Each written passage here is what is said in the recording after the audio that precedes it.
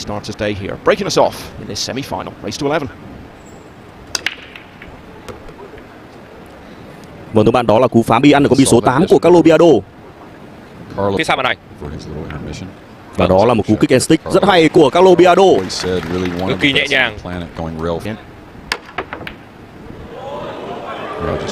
Vừa rồi chúng ta thấy con bi số 1 đã đi hướng về phía con bi số 9.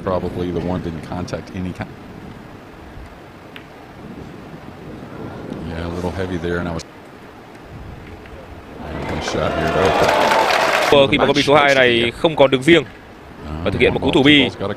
Vâng, có bi nào chạm băng không? Băng thôi. Vâng, rất chính xác. Mày cũng đã thực hiện một cái cú thủ bi không thành công rồi và sẽ có được rách thi đấu đầu tiên. Và chỉ còn 5 mới đầu giờ chiều.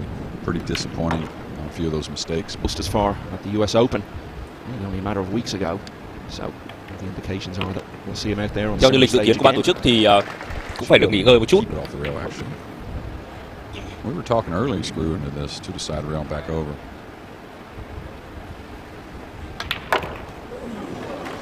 Một cú đánh mà vỡ lỗ đến từ Carlo Biado.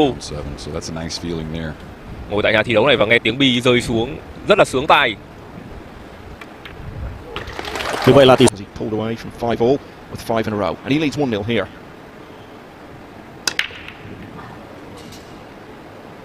Yeah, it seems to me it's more of a stun. There's plenty of angle, so not a whole lot of speed needed.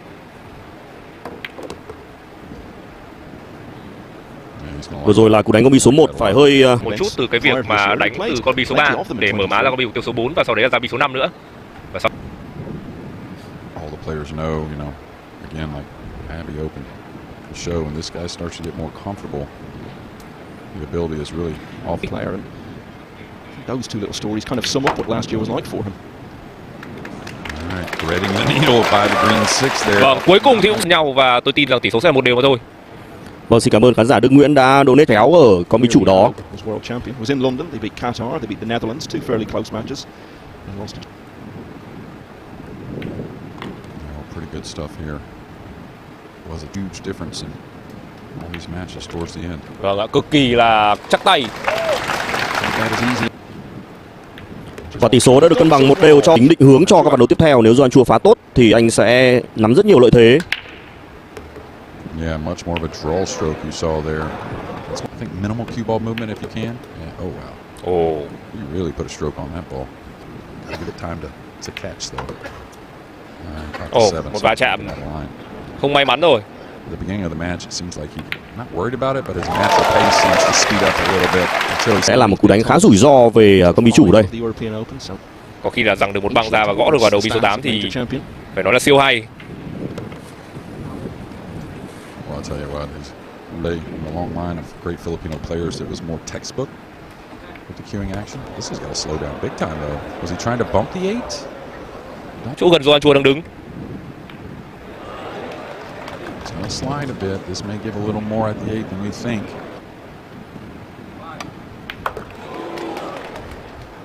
Is this going to finish? It looks pretty good. 8. Cú đánh đưa bi chủ đi 4 băng và thẳng tắp ở con bi số 9, tỷ số nâng lên 2-1 cho Carlo Biado. Cú phá bi trước của Carlo Biado không thành công và bây giờ chúng ta hãy cùng xem ở cái rách thi đấu này. Đây rồi. Lại là đây rồi. Cú phá rồi Carlo Biado ít nhất là đưa được 2 con bi mục tiêu xuống lỗ. Đó, một tiếng bi đường từ 3 ra 4 thì khá thuận, con bi số 5 ở gần đó, còn 3 con bi cuối cùng 6, 8 và 9 thì lại nằm ở cùng một nửa mặt bàn. Là một hình bi rất đẹp cho Johann Chua rồi.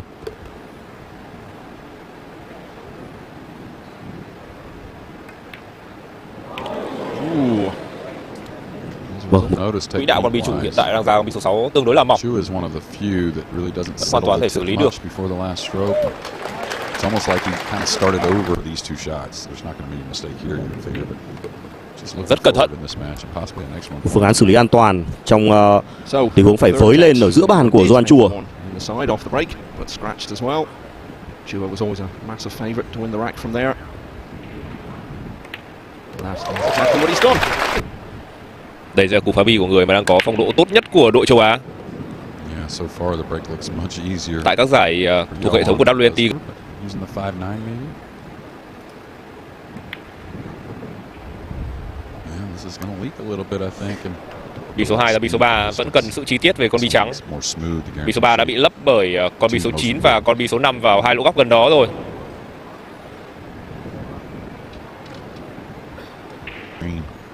Corner, backdoor safety in mind as well.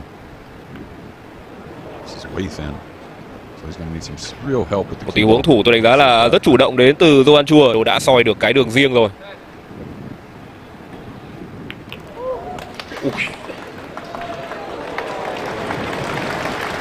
Hiểu bởi Bia.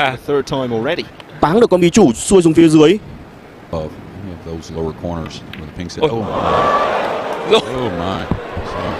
Vâng, và đó vẫn là một tình huống rất hiểu. Vâng, cái cú này quen lắm anh em ạ. Cú này A2 băng chết tươi con bi số 4. Cú này tôi quen lắm rồi. Vâng.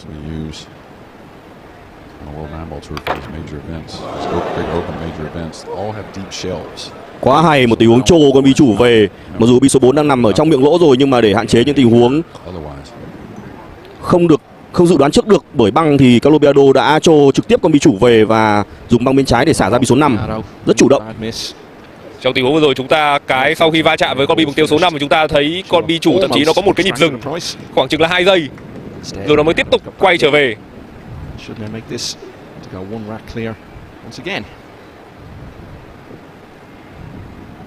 Yeah, and you wonder, the rest of the world, Philippines isn't small population-wise, but in sport it is at times. I think, yeah, it has a huge push, especially when you have such a great character. Như vậy là không ăn được con bi mục tiêu nào. Đó cũng là một cái nhận xét rất tinh ý của Huỳnh Minh Tước khi mà chúng ta thấy là nếu ăn con bi số 1 trong tiếng vừa rồi thì bi số 2 đứng ở cửa lỗ. Nếu phá từ bên kia thì chưa chắc đã hình ra hình bi số 2 đẹp như vậy. Liệu kịch bản là Biado vô địch cả Hồ Chí Minh lẫn cả Hà Nội không? You can easily start to grab a 5 or 6 game lead. And a rare miss kick by Johann Chua. What are the story of the early days in Jeddah back in June? Heavy bump on the 3 would have really helped, but a light one, I don't. Vâng, thưa bạn, đó là một tình huống mà Carlo Biado có lẽ có ý đồ va chạm bi số 3 để đẩy nó ra một vị trí dễ điều hơn.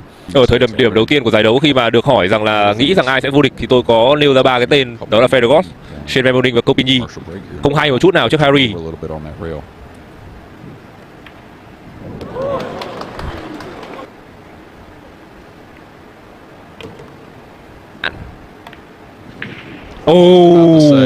Vâng, có giới hạn rồi.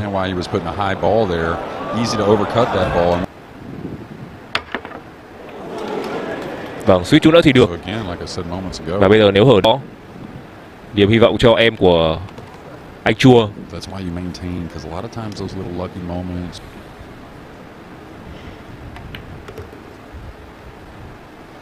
So it looks as though it's going to be similar to the previous rack. Biado breaks down, went in with a chance. There's a bit of fortune. Get straight back to the table. Hơi nhẹ. Cú đánh của tôi nghĩ là hơi nhẹ. Vâng, rất cẩn thận. Đây, cái thao tác này là Biado. Đây đã là lần thứ 3 mà tôi được chứng kiến Biado làm tại giải đấu này rồi. Anh rất cẩn thận, anh bốc con bi lên. Chứng tỏ đây sẽ là một cú đánh rất chắc tay đến từ Carlo Biado.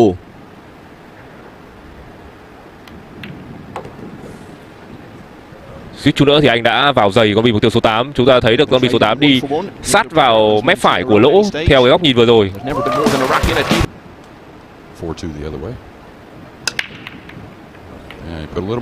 Và chúng ta lại thấy một hình phá bi đưa con bi chủ vào mom phía trên của lỗ giữa bàn bên tay trái của từ phía Carlo Biado. Thôi thế này thì Biado trong tình huống này vẫn có thể đưa ra phương án A2 băng.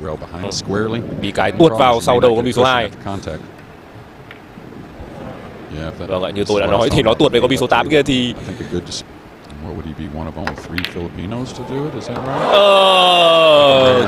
vâng, có lẽ là không ổn để cho Johann Chua trận đấu này rồi. Thần may mắn có lẽ đang mỉm cười. Thậm chí là quyền chủ động vẫn ở trong tay của Hắc Hổ. So technically it may just be Carlo and Efren, but all just it's always going to be touchy, just like this shot here. If he contacts the 8, he may leave another shot. Bia thì chắc chắn là kỹ thuật rùa rồi. Overcut the 2 and run the cue ball back behind the 9. Didn't understand the hair chunky. Sweet. Rất hay. Sweet. Và chúng ta vừa nhìn thấy cú áp phê của Johann. Và sẽ phải kiểm soát lực để từ 4 ra 5 nó thuận lợi nữa. Vâng, như vậy là anh ấy đánh đường này thì anh ấy không cần phải kiểm soát lực. Rồi khi mà đã ăn gian con bi số 3 vào tận gần chấm 1. You notice something about all those crowd shots we're seeing, Jeremy? That is actually unusual at sporting events nowadays. Cảm ơn khán giả có di phạm vì đã ủng hộ cho ekip của chúng tôi. Crowds at events now, half of them are on their phones, but Vâng, với lời nhắn này thì tôi sẽ xin cất ở trong lòng.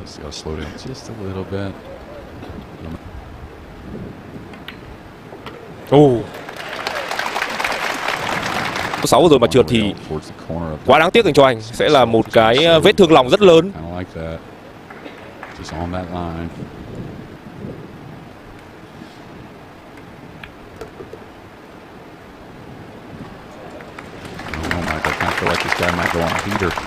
Cực kỳ chắc chắn trong cái đường cơ. Đánh một băng thì sợ bị tưng hoặc là thiếu lực thì anh quyết định là cúp luôn để chắc chắn là favored by four here, up and running. One behind here. Yeah, I don't think he's missed the one on the side yet. Cũng đúng rồi, bởi vì hai anh em kia đánh bia thủ về bia số 4 trông có vẻ là giàu trí tưởng tượng hơn. Vâng, như vậy anh thủ khác hẳn luôn. Người thì got real first.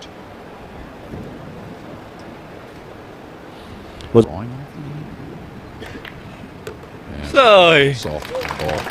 Một cái cú đánh nhìn với có lẽ chỉ với góc cam chân này chúng ta sẽ cảm nhận nhiều hơn về cái độ hay của con bi vừa rồi. The last 64 against Claudio Cacci, who he beat in the quarterfinals here last night. Nhưng có lẽ là nó như vậy nó sẽ hơi rủi ro về lực. Và chính xác những cái đường điều hai băng như thế này là những đường điều some bad luck, early, kind of settle you in, especially if you're willing to process it a bit. Là có một series những cái màn hình nhỏ hơn để các khán giả ở nhà thi đấu có thể xem lại những tình huống highlight giống hệt như là đấu. And you're dead on, Michael. Like you said earlier, you would think they made the fans check the cell phones at the door. These people are not wanting to miss anything by these world champions. Tôi nghĩ là Johann Chua hoàn toàn thể gỡ hòa được và sẽ đẩy trận đấu chúng ta trở về thế cân bằng. Rồi sau đó chúng ta sẽ có một trận đấu cực kỳ hấp dẫn. Còn bi số 9 này thì trượt sao nổi. Vậy là 4 đều mà thôi.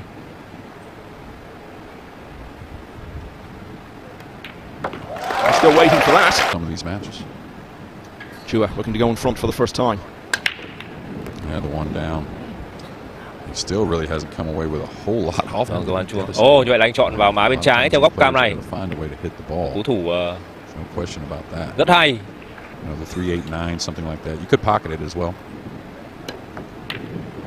See how the cue ball's coming down. Băng này thì con 2 phải chết thêm vào lỗ góc nữa.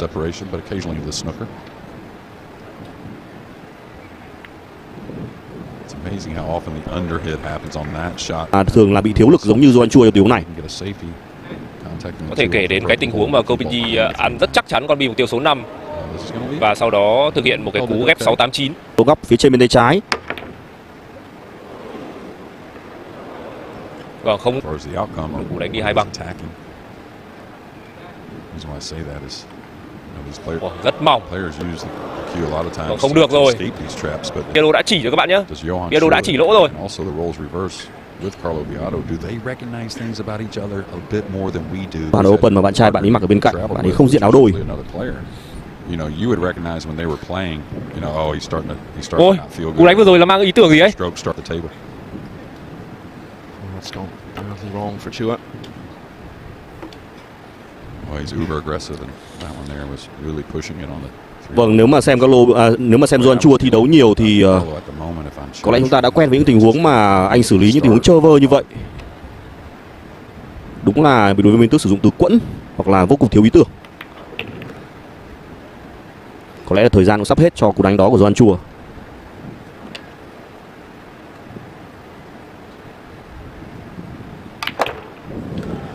Bị cái ơi, ôi đuôi bom này, đuôi bom. Vâng, áp lực về thời gian là có.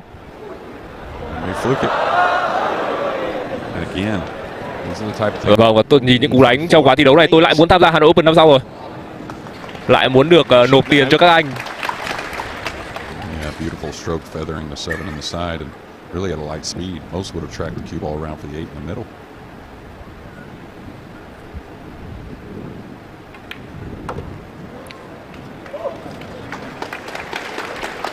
Và như vậy con bi số 9 cuối cùng này sẽ đưa tỷ số lên 5-4 cho Johann Chua. Sẽ là lần đầu tiên Johann Chua dẫn trước Carlo Biado trong trận bán kết này. Cũng đang là 6-4. Yeah, that's funny. If you watch the break from Chua, he's hit the top of the pocket with the one almost every time. It hasn't been on the left side of trên bàn. pretty well as a whole. Với tác phong nhanh nhẹn thì Johann Chua đang đối mặt với đội hình bi đẹp rồi. Kind of let up a little bit and you lose the cue ball into the pink or something like that. Okay, it did. I don't know if it's going to cost him much, but you almost have to smooth that around. 4 hay không? Vâng, phải né rất nhiều bi. Vâng, và đã né được rồi, rất hay đến từ Johann Chua. This is what they've come here to see in Hanoi. Kéo của Johann Chua qua khe của 6 và 8. Awkwardly queuing over. Vâng, với đầu gậy này có lẽ đánh một băng dựng thẳng lên rồi. Making the one in the side but not getting the chances. The luck was going against him at times. Johann Chua cả.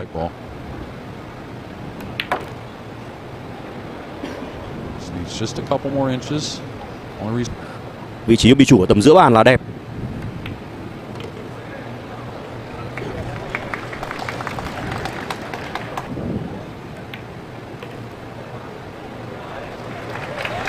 Textbook stuff in this rack.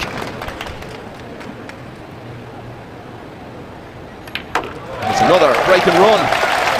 Chia sẻ là anh cảm giác là không được khỏe và sau đó đã phải về khách sạn để nghỉ ngơi luôn. Và hôm nay thì anh đã có mặt để cổ vũ cho Johann Chua. Rất nhiều lần chứng kiến Johann Chua đánh những tình huống như này rồi. Nhưng mà trượt thì không nhiều. Ồ, và như vậy anh đã tạo được một cái tình huống đến 5 vẫn là một vấn đề. Vâng, đúng là pha xử lý run out ở ván đấu này sẽ không dễ. Tuy nhiên Carlo Biado sẽ có hai phương án ở con bi. Dẫn trước và đang rất là bay thôi. Ồ, như vậy là Biado Minh Tước đã tiên tri được cú đánh vừa rồi. Ui. Rộng hơn hướng về phía con bi số 6, thậm chí hoàn toàn có thể đưa bi chủ lên phía trên con bi số 6 trong cú đánh đó nếu như mà Carlo Biado đánh với lực căng hơn một chút. Ép ra. Vâng, rất gọn gàng. Maybe Chua waking up and running some racks, may kind of cure some problems for Carlo also. Relieve the pressure now that he's behind a bit. He needed this, didn't he? He lost 5 racks in a row. He didn't get to the table in either of the last 2. Đầu trận đến giờ anh phá hơi kém. He scratched. Breaking has got to improve here.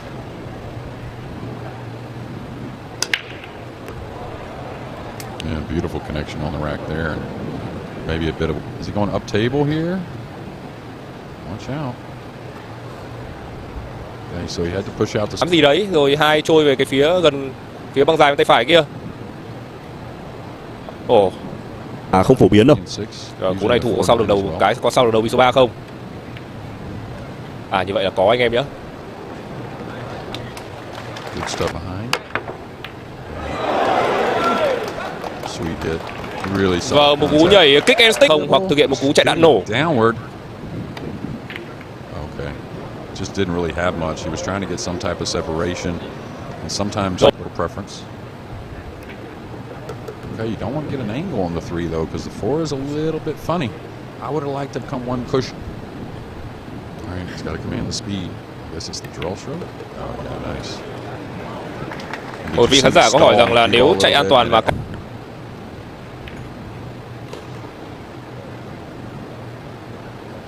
off the 6 downward. Rồi như vậy là anh ấy đã lấy được cái má dưới một chút cho con bi mục tiêu số 6 để chỉ thực hiện một cú thấp đầu gậy ở con bi này thôi. Bắn chính xác là chắc chắn ra được con bi số 7 đẹp. Kể cả có ra thẳng tắp con bi mục tiêu số 7 thì xử lý ra bi số 8 vẫn dễ dàng. Còn tôi vừa nói xong thì như anh ấy điều thẳng tắp rồi sao á? Không vấn đề gì cả, chỉ nhích lại một chút thôi. Could be the opposite. Could be Carlo looking at a Johann that says, "Oh, I've seen this before. This guy's not going to make any more mistakes," and that puts a little extra pressure. Well, just look at the way Chua's bouncing around the table. You can almost see the adrenaline pumping through him and how well this is now going. Yeah, and that's where the scoreline that's finding autographs. Phía trên khán đài rồi chúng ta thấy sự xuất hiện của Mickey Cross. Người đã xuất hiện. So as he pulled this past the side, trying to come a little tight at the red 3.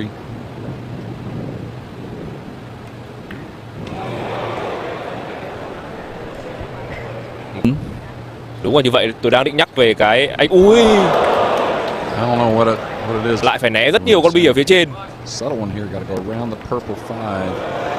Không sao, con này nhảy ngon. Em anh Chua mà. Sao? Vâng, thưa bạn, thật sự Johann Chua là ngôi sao. Xin lỗi các bạn, cân bi số 4. Không biết là xạ thủ ấy nút enter có hỏng không? Vâng. Không sao, không sao. Vâng, như vậy là một cái vâng, như vậy là 5 lại nhìn được 5 ở phía bên này. Cực kỳ khẩn trương. Vị chủ sẽ ra sau bi số 9.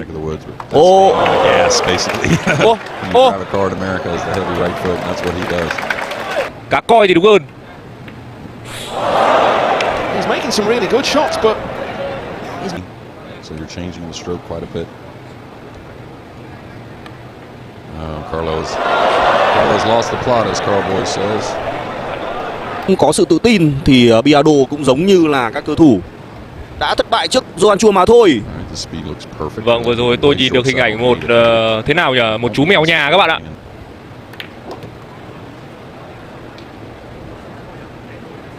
Well, it would have been remarkable given the way this match has played out if Biado had trailed only 8-6,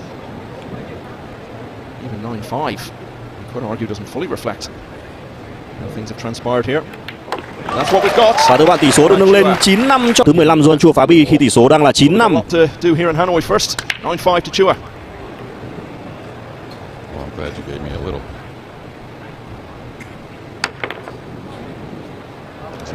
Vâng, có lẽ là cậy đỏ làm càn rồi. Didn't fluke a safe. You know, a lot of times with the jump cue, you'll see the overcut is really the miss for most of these great players, and really any player can ollie, kind of a little rope dope. You know, that it just doesn't. It's just not really aware of what's going on and why he's made some of these mistakes. Và một đường điều rất hay của Carlo Biado, nhưng anh cũng phải để ý một chút rằng là con bi số 6 nó đã mất đường vào cái lỗ góc gần con bi số 8 rồi. Biado sẽ sử dụng lết, sẽ có sai số. Could see a very different look from Biado.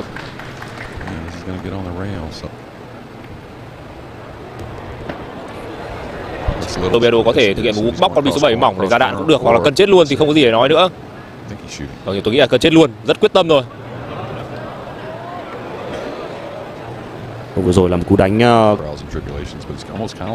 lại thêm một cú đánh thoát tay nữa.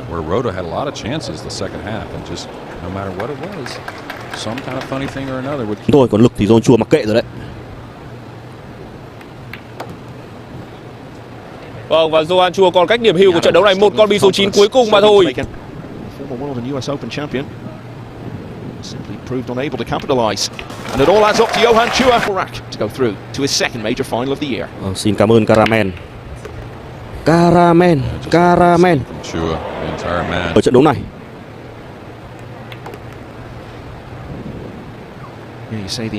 Chấp nhận là đánh con bi số 3 với quãng ngôi sao.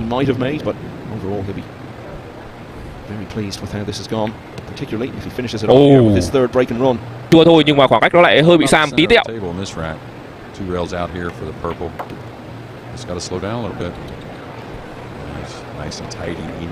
Trượt thế nào được.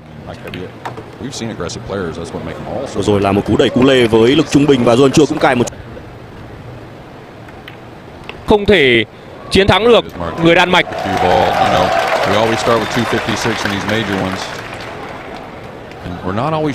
Tuy nhiên cũng phải nói Johann Chua đã có một năm 2024 rất hay. Johann Chua was 4-2 down.